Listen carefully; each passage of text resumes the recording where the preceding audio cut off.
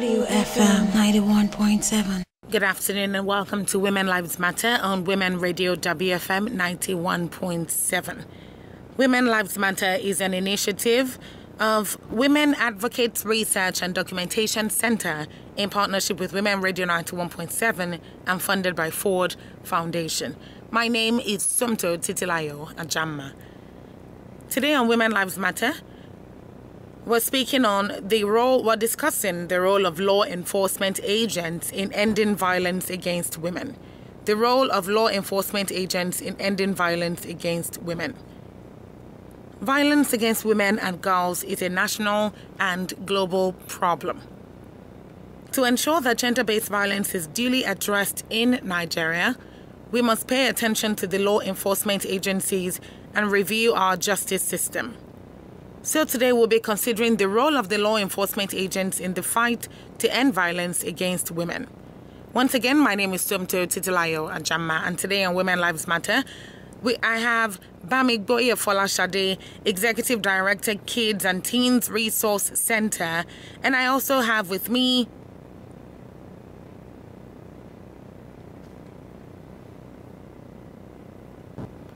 my second guest, and we'll be discussing today the role of law enforcement in ending violence against women. Thank you very much for tuning in, and we will be talking about the role of law enforcement agents in ending violence against women. Women Lives Matter is an initiative of Women Advocates Research and Documentation Center in partnership with Women Radio 91.7 and funded by Ford Foundation. So I'm going to start with Bamigboye Folashade, Executive Director, Kids and Teens Resource Center. I have two guests, but I'll introduce the second guest in just a moment. Good afternoon, Folashade. Thank you very much for joining us. Yes, good afternoon.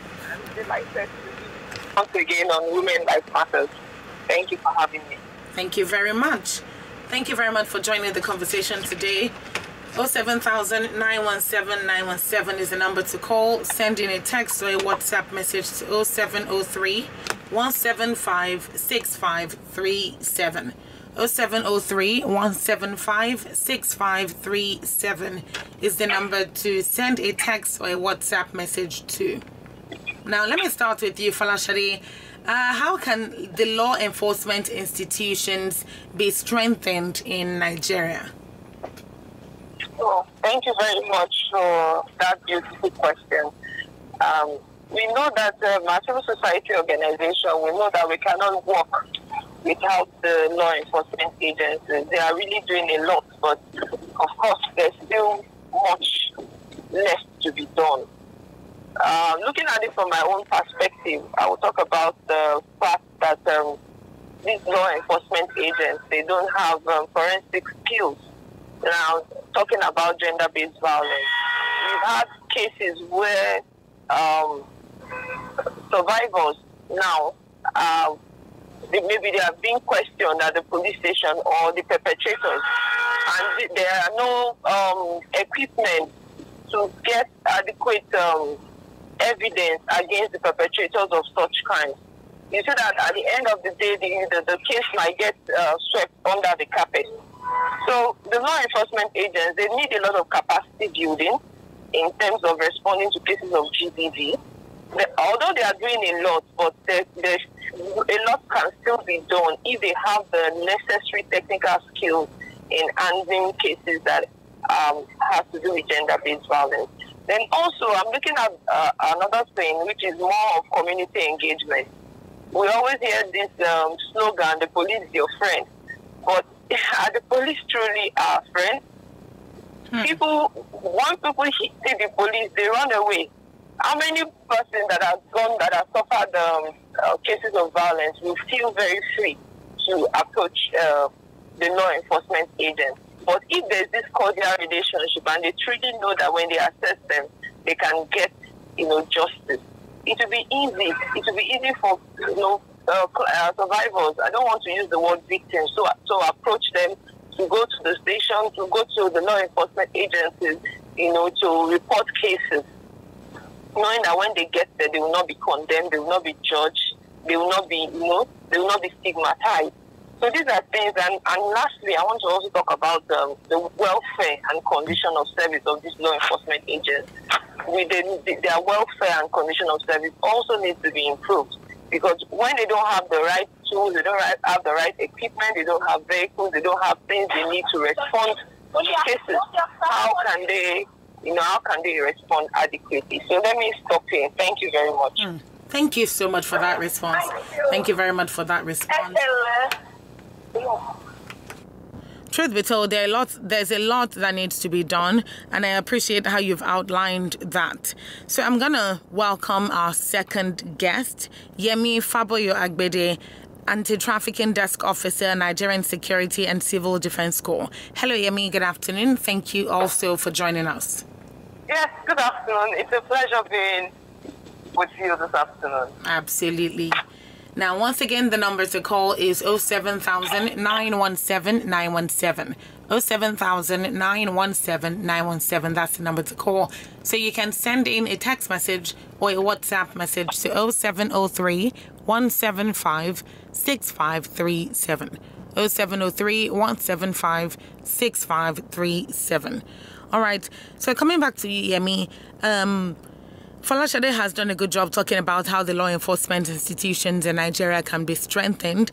And let me ask you what strategies you think that, well, what strategies you can say that the law enforcement agencies have employed to prevent gender-based violence? Well, once again, I want to say thank you for having me. I also want to appreciate Folashade for dwelling more on the need for capacity for officers to respond, particularly in line with having the prerequisite assets to do that. Well, the strategy would ask that we have employed.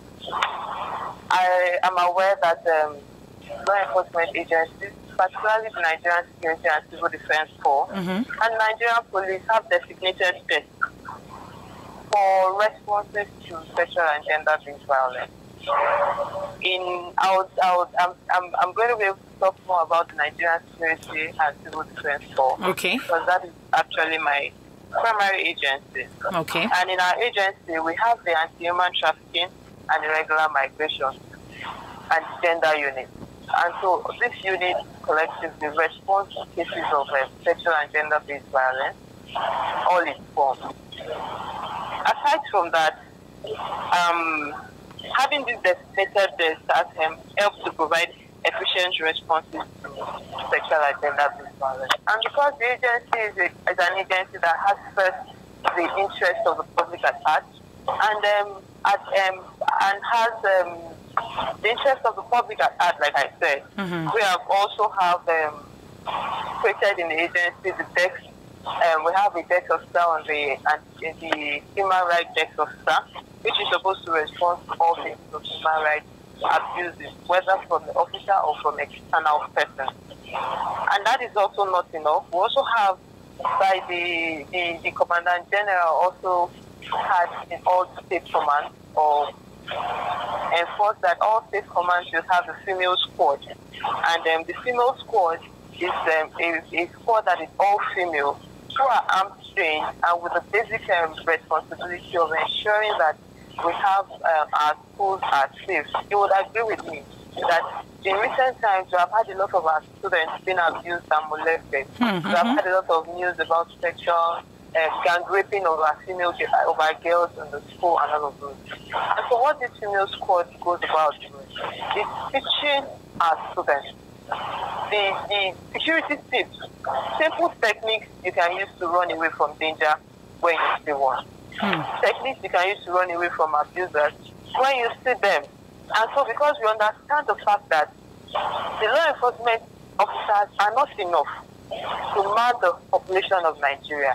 And so the state is putting in its wisdom that we should train security personnel. We should make every populace, every citizen, a security person by himself.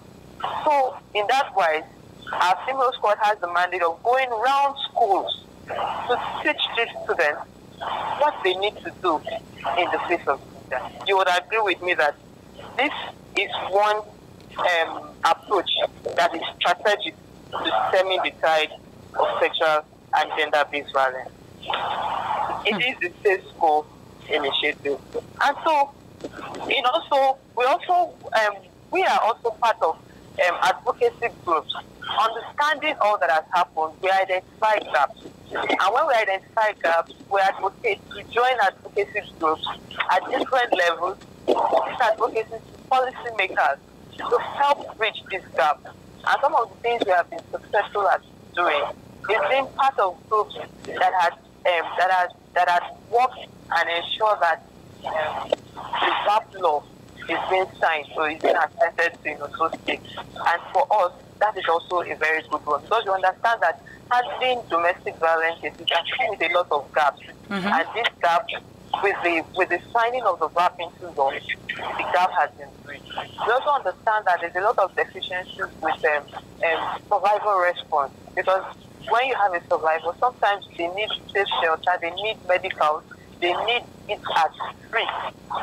They need free medical services. We are appreciative that in recent times, these concerns have been addressed, and these are some of the things that we have joined various advocacy groups. We have been part of policy making bodies that have helped to this to come to pass. And so we appreciate the Honorable Coffee, we appreciate Excellency Arakore Oluwarotimi Odunayo of Ondo State, and his wife, Her Excellency Bessie Ayawakiri, who are taking this to sign this law. And so in our agency, when there are cases of sexual and gender-based violence, the thing that is required is that once a report is made, we are able to bring into action. So these are some of the strategies that we have employed in our agency to stem the tide of gender-based violence. And we also part we do radio and television sensitization.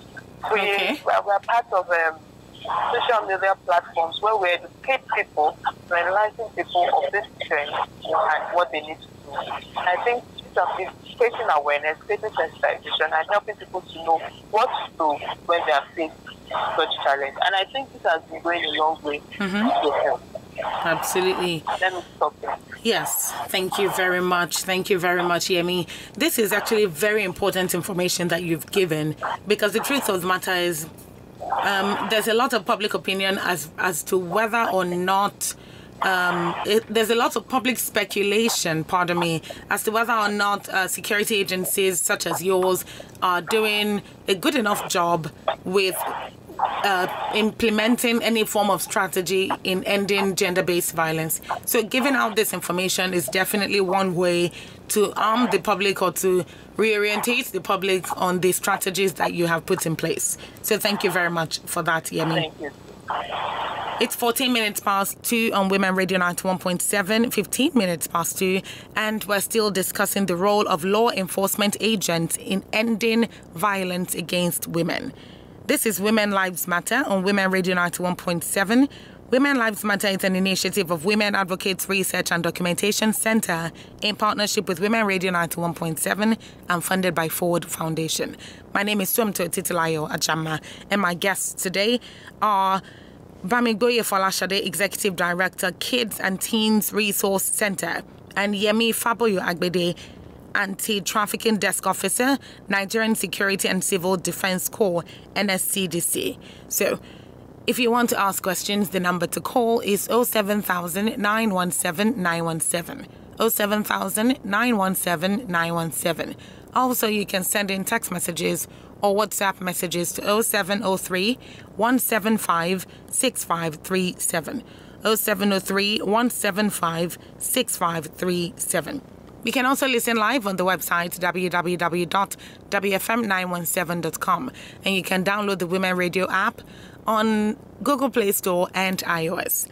All right, coming back to you now, Bamigboye Folashade, talk to me about how this special law protects citizens against gender-based violence. How does the special law protect citizens against gender-based violence? Hello, are you there? Folashade? Hello? All right.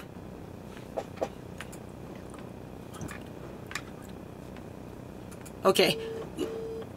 Let me talk to you, Yemi. Let me ask you this same question about how this special law protects citizens against gender-based violence. Hello? Hello? Yes. Yes, I can hear you. Thank you very much. Okay, thank you very much, Ma. Thank you for the question.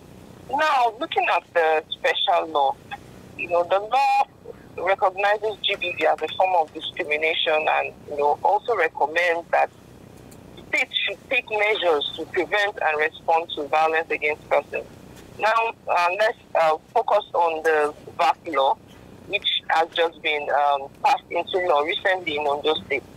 Now, the primary focus of the GBV law, the VAP law, is to regulate, the measures needed to effectively achieve the principles of gender equality.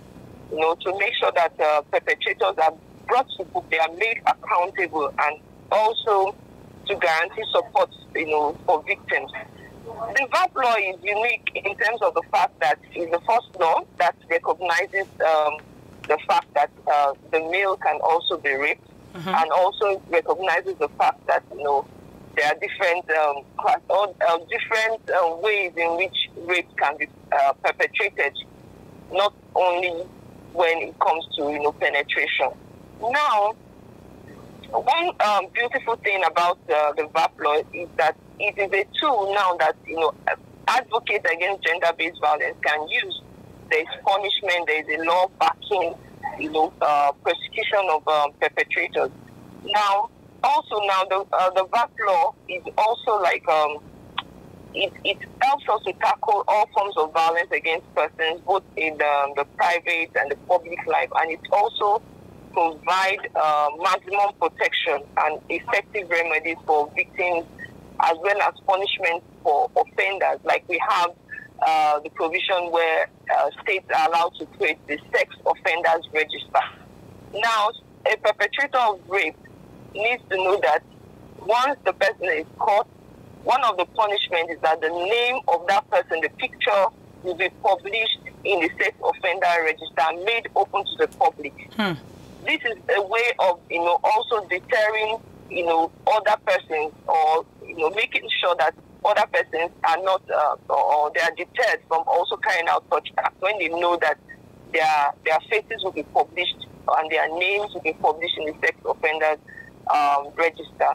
Another beautiful thing I would like to talk about is the fact that it also provides, compensation for victims. It is the only GBV-focused legislation that provides such for victims, and it also prohibits female genital mutilation. So with this, special law, or the VAP law specifically, it helps us, to curb cases of violence against persons. And when such cases happen, Mrs. Yemi has already said a lot about what the state is doing. These things are made possible because we know that the VAP law is there to back, actions in the state. So that's what I would just like to say about the special law and how, it protects victims from gender-based violence, or how it provides the provisions that have been made in the law to help survivors, and also to make sure that perpetrators are brought to book. Thank you. Thank you very much for that information. But there's a question that has been on the top of my mind, and I believe a lot of people also want to know the answer to this. And I'll direct this one back to Yemi. Is there a specific department that is responsible for gender-based violence? Is it the police? Is it the NSCDC? Is there a specific department that is responsible for gender-based violence? And if there is, then just let us know what that is. Like I said earlier, in the Nigerian Security and Law, we have the Anti-Human Trafficking, Irregular Migration, and Gender Unit. And so this unit is where all complaints as regards sexual and gender-based violence feel respect. And so this unit, and I also know that the police, they also have a team. They have the Could you say that again? You said you also know that the police also have the anti-human trafficking unit. They also have the anti-human trafficking desk and the gender desk. So I think the law enforcement agencies have designated desks to respond to sexual and gender abuse. So if I'm getting it correctly, you're saying individual law enforcement agencies have individual gender desks assigned to cases of gender-based violence. Yes. Okay. Correct. Okay, so if I can go to the police, I can come to the NSTDC, and these gender desks will take my complaint. Basically. In the NSTDC, when you come, we have the office. That's the crime record office, where all complaints come in. It is in this office that it is now being it will now be approved, and when it is about gender-based violence, it is directed to the gender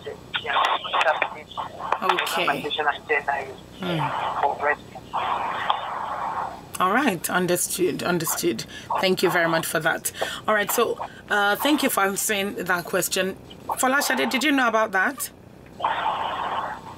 Yes, exactly. I was just going to add to what she said, that across the state, the local government, there are gender desk officers.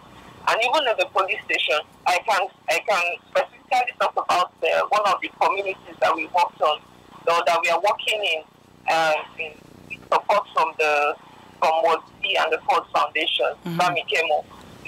During that project, we got to know that the police have a gender desk officer that responds, or that's supposed to respond to cases of gender-based violence. So she's actually very correct. I'm aware of that. Okay, all right. Because I need to make sure that if you know about it, if Yemi knows about it, and you also know about it, then both of you can join voices together to publicize this particular information, so that more people listening can know that in any case of gender-based violence, they can know to go to the police, they can know to send a complaint to the or drop a complaint at the NSTDC, and these complaints will be directed to the gender desks. So thank you again.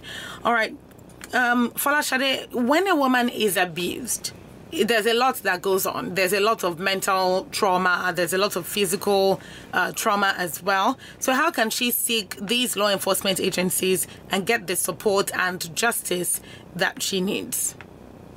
Yes, like you rightly said, there's a lot that goes into this issue of gender-based violence.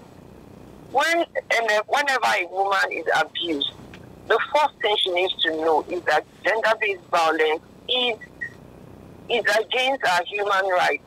It's a violation of our rights. And once she has that knowledge, then she needs to know that she should speak out. Because one thing that we've seen is this culture of silence. I want to protect my family. I don't want stigmatization and all that.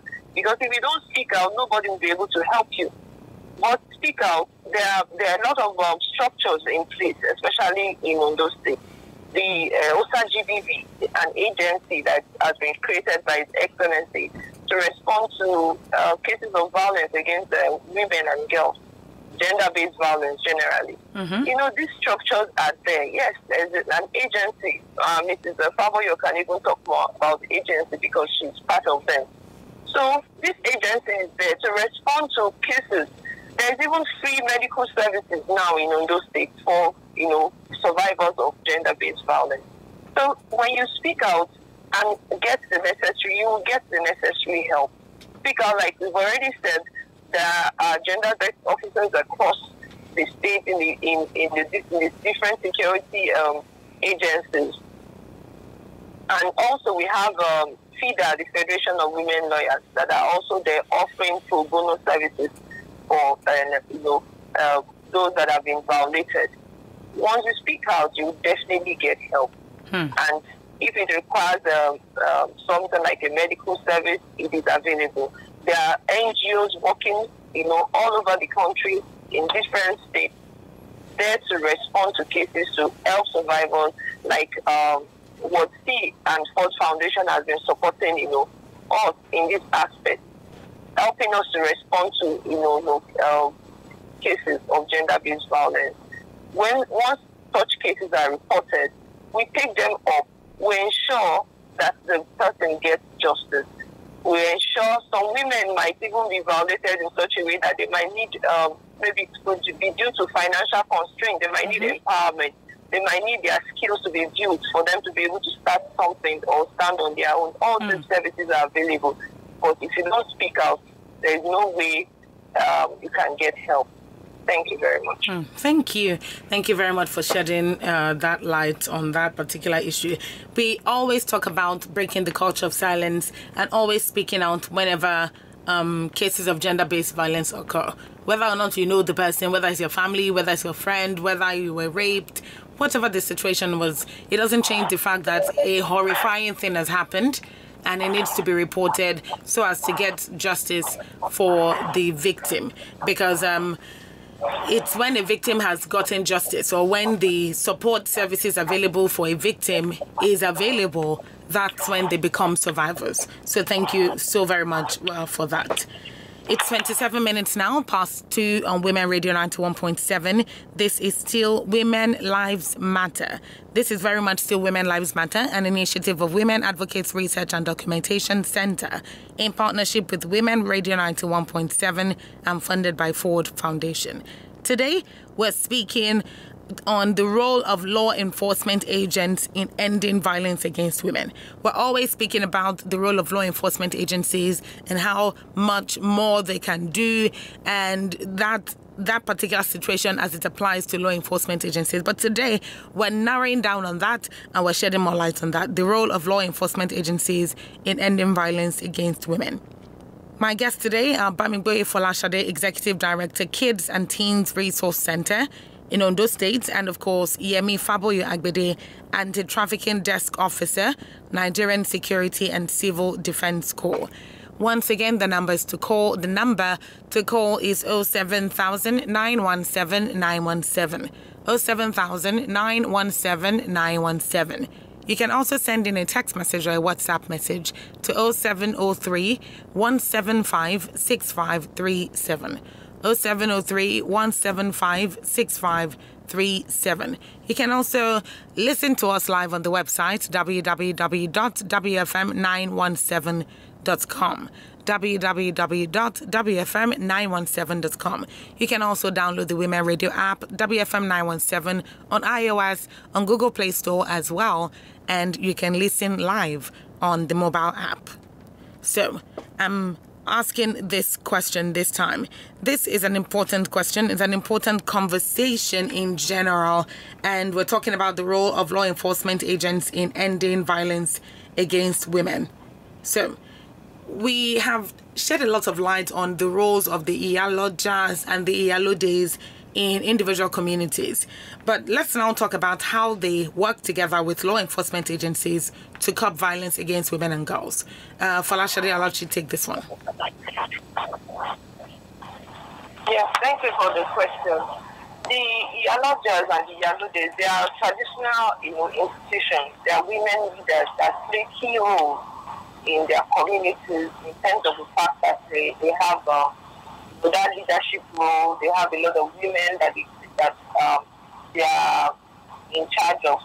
Now, the Iyalojas, they've helped in a way in terms of ensuring that women that are violated get justice. And this is being done by ensuring that they speak out. They empower such women. They stand as a support group, the support structures for women that have been violated. Now, we had a campaign recently on the 15 days of activism against gender-based violence.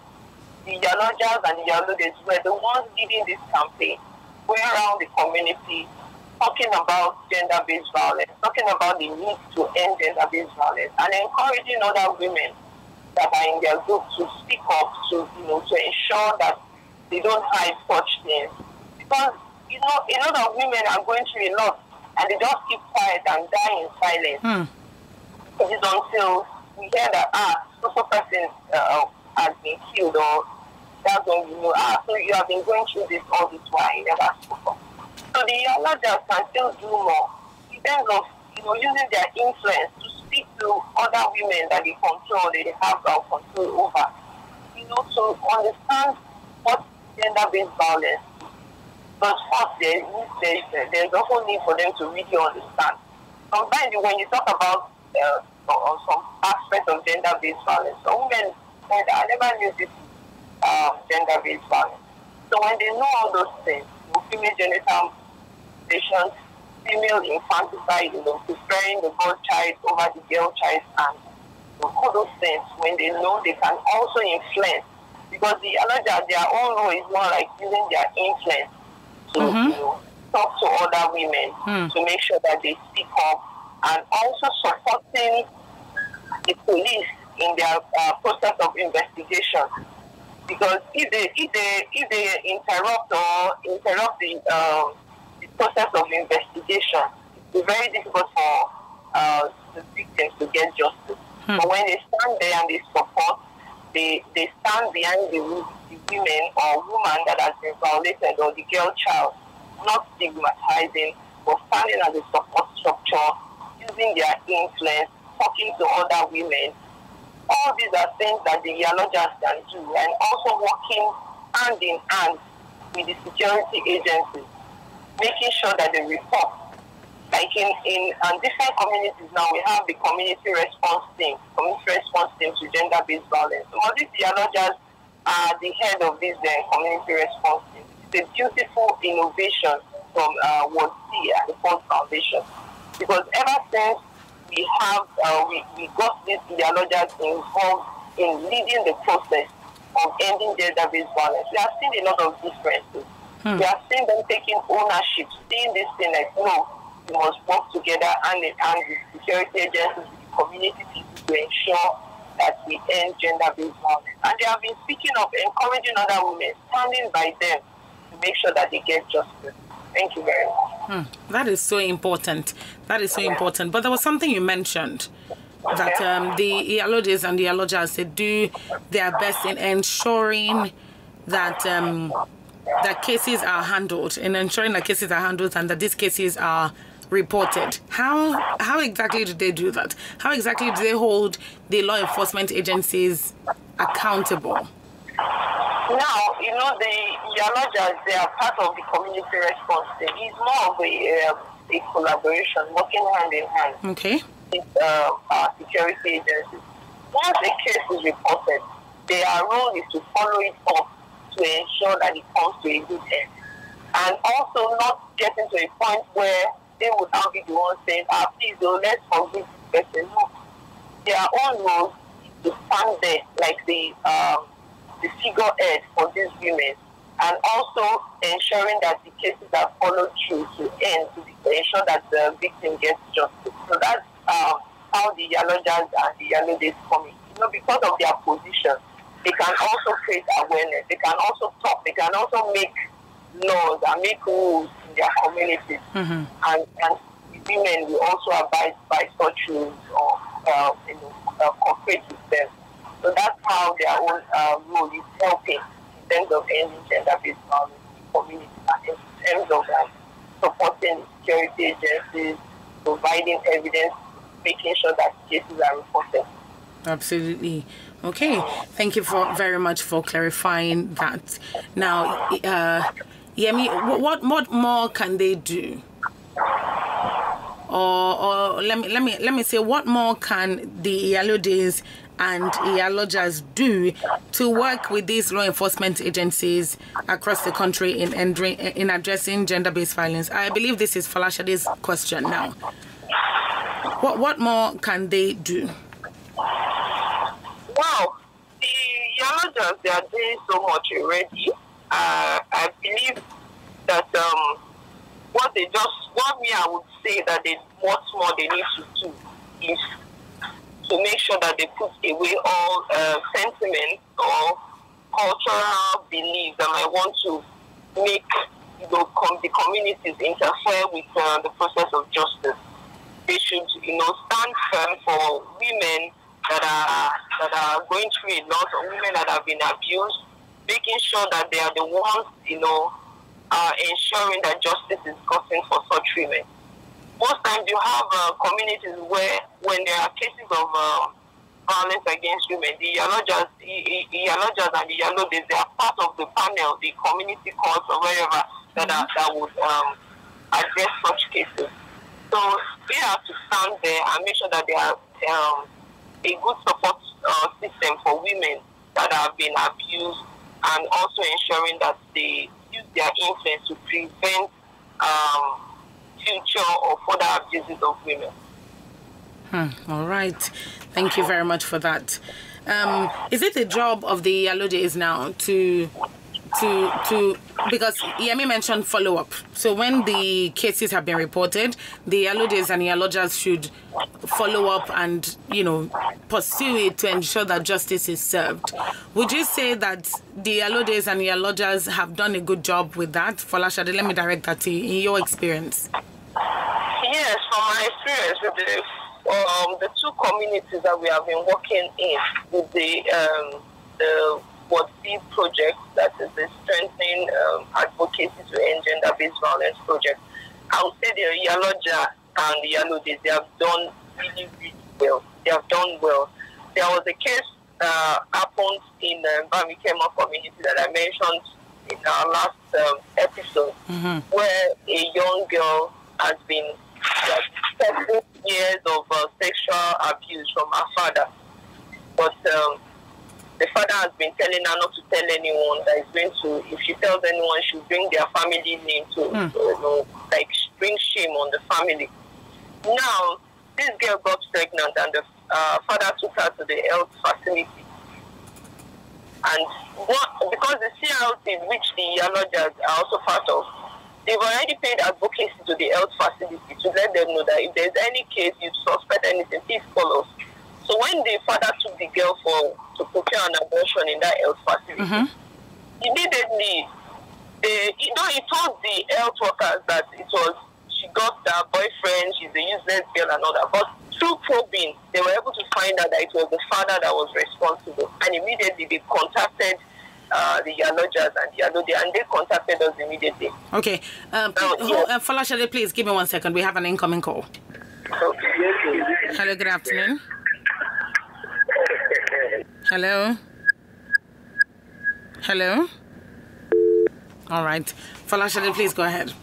Okay, so we kept following up that case, and the Yalojas and in that community, they were strongly behind the girl, not minding any cultural belief or whatever the society wanted to say about the men. They saw that as taboo. So they followed up that case. But the beautiful thing, thank God for the First Lady of Ondo State, who is also a staunch advocate against gender-based violence. She took up the case, and the girl has been rehabilitated. So, looking at it from the other perspective, what if when they reported to Yaloja or the Yalodi of that community, and she had said, "Oh, this man is someone that is well known in the community, we must not say anything, let's just cover it, let's settle it." But they reported, they called us, and we intervened, and justice was gotten. So that's just an example of how effective the Yalodis have been in the two communities that we've been working with currently. Thank you. Thank you for sharing that. 20 minutes to 3 on Women Radio 91.7. This is still Women Lives Matter. Women Lives Matter is an initiative of Women Advocates Research and Documentation Center, WordC, in partnership with Women Radio 91.7 and funded by Ford Foundation. You can call us on 07000 917 917. 07000 917 917. You can also send in a text message or a WhatsApp message to 0703 175 6537. Call us on 07000 917 917 or send us a text or WhatsApp message to 0703 175 6537. Today we're discussing the role of law enforcement agencies in the fight to end violence against women. The role of law enforcement agents in ending violence against women. All right, let's go back to conversation, and this one I'll be directing to Yemi. This one is a very It's a very strategic question, and I say that because you answered a question earlier about strategies that that your organization specifically, or strategies that the law enforcement agencies have employed to prevent gender-based violence. Now, this one is in reference to strategies that you think that law enforcement agencies should work with in ending the fight against women and girls. Now, I'm asking this one in collaboration with the Iyalodes and the Iyalojas. We've talked about this. Folashade answered this, but I'd like to hear your take on it. Well, in addendum to what Folashade has talked about, the relationship that exists between the Iyalodes and the Iyalojas. Well, I want to say that they are doing beautifully well, but I would want them to do more. And what more do I want them to do? Is that in other communities, they need to build direct synergy with law enforcement. They should have direct partnership in the sense that they should have contact of law enforcement agencies within their jurisdiction. They should have contact of, so that when cases happen, they can easily, those law enforcement agencies will just be a call away to responding. I think with that, it will go a long way to turn the side of them, sexual and gender-based violence. And also, they need more vehement in the fight against sexual and gender-based violence. But oftentimes, the traditional leaders and then, or maybe who is in the community, who are involved or they have the capability to want to. Yemi, we can barely hear you anymore. We can barely hear you. Okay. Hello? Yes. I said they really have to be able to take a firm stand all the time. Because some of the time, even people who are of influence in the community, who may be involved or have people related that are involved, we want to see that cases of sexual and gender-based violence are not they are not handled as it ought to be, or survivors do not get the needed justice that needs to be gotten. So they have to be able to put their feet to the ground, and they have to be able to say that once a female down is everybody down, the hurt of one is the hurt of everyone. They must ensure that they're able to speak louder for survivors or for victims of sexual. They are doing much. They are doing a lot. So they can. Okay. Thank you very, very much for that. Now, Folashade, let me ask you, what's the role of the government in all of this? Because we've spoken about the Iyalodes, the Iyalojas, law enforcement agencies. What is the role of the government in providing these law enforcement agencies with the needed knowledge, with the needed resources as regards the fight against gender-based violence? Where do they come in? Yes, the government comes in terms of providing an enabling environment for, these law enforcement agencies to work. Not just providing an enabling environment, but also providing the necessary tools that they needed to work with, which we have mentioned at the beginning, and even Yemi also mentioned that fact. And I like talking about my state because of what the government has done. Something that it's worth sharing. Look at the fact that the government has supported in terms of making sure that there are gender desk officers. The agency that was created to respond specifically to cases of gender-based violence, that's the OSA GBV. And also the Safe School Initiative that Mrs. Yemi talked about earlier too. There is also a toll-free line. These are things that government has done, which can be also other governments can also do in other states, making sure that there's a toll-free line. If any case of violence happens now, there should be a line that should be made public, that everyone can call and also get counselors that they can speak with on those lines. That because it should be like a first response to someone that has just been abused or suffered gender-based violence. Lines that they can call, that they can get help and get support from. Then also the Ministry of Women Affairs is also doing a lot in terms of making sure there's awareness creation. There's other services that are provided for women and victims of gender-based violence. The government can also support in terms of providing shelters. There are times when women go through such issues and the home might not even be safe for them again. They might need to move out and they will require a shelter. Some women continue to suffer abuse because they will say, where will I go to? I don't have anyone. I don't have anywhere to go to. But if they know that there are shelters, there are places that the government have created where a woman can go to and stay if she wants to leave an abusive relationship. Such centers, will help. Like the state is doing so well in terms of that sexual and gender-based violence referral center, which we could also look at having in our own state here. Apart from this, the free medical services that can also be provided or enhanced. We are doing that in those states, but it can also be enhanced. Then also maybe an empowerment program for women that have been abused or that have gone through gender-based violence. These are some of the areas that I think that the government can, come in to support the fight to end gender-based violence. Thank you. Thank you so much. And then finally, I'm going to ask Folashade this, and Yemi, I'll take your take on this as well. How can everyone in the community work together?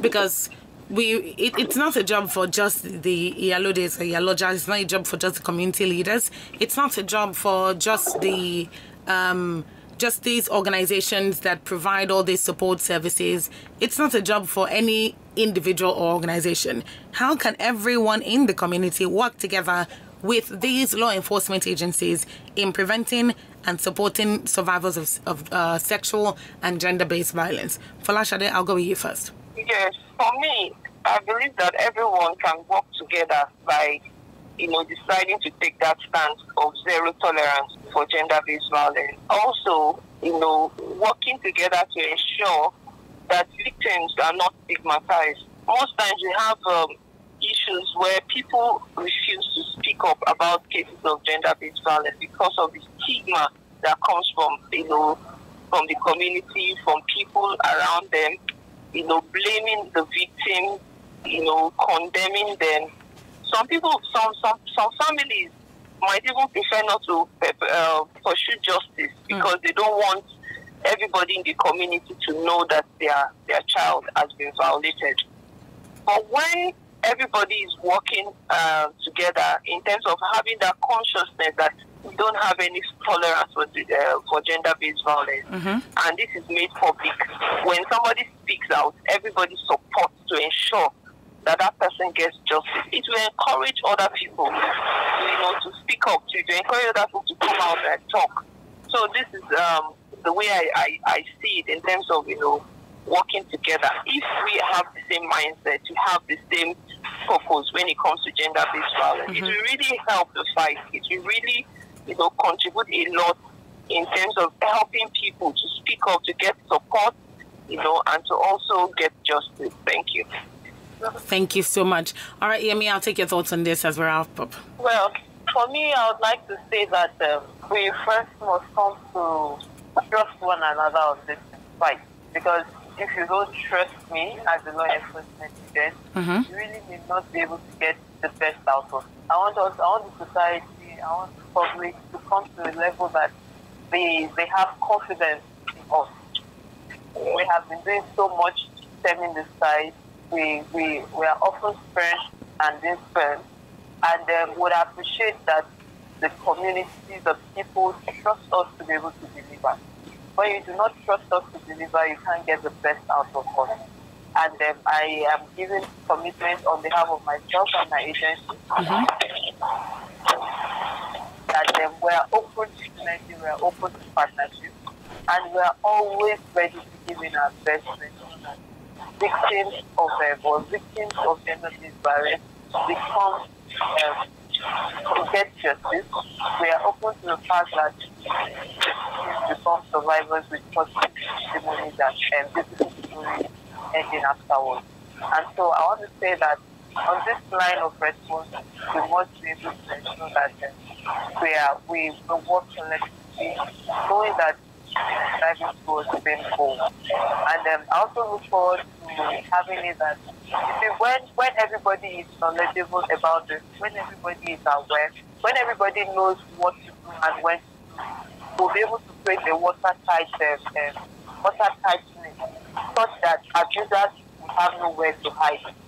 Even when all stakeholders are on the same page, we see that abusers will have nowhere to hide. And when they see that they have nowhere to hide, they have no choice but to stop violating the rights of women.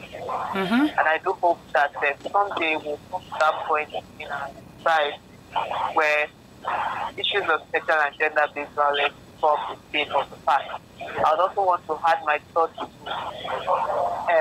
what can be done for law enforcement. Then, as much as there's a need to improve, strengthen their capacity to locate. And just like Folashade has also said, as also much that they need the tools to work with, then I also think that there should be focused training, but not just law enforcement, but for people that respond to these people, that respond to cases of sexual and gender-based violence. And if possible, there can also be budgetary lines for targeted at this response unit to be able to carry, because a lot of the time, people that come up with this are indigent. And because they are indigent, they will not be able to pay their bills when the need arises. Exactly. And so there's a need for, in order to also be able to complement their efforts and also not to make them weary in the struggle for justice. There's a need that the law enforcement agencies are strengthened with the needed to thank you very much, Yemi. Credible points. All right. Thank you so much, Folashade. Thank you very much also to Yemi. Thank you very much for taking the time to spend with us today on Women Lives Matter. It's a pleasure. Thank you very much for having us. Absolutely. Please enjoy the rest of your day, Folashade and Yemi. Thank you again. Thank you.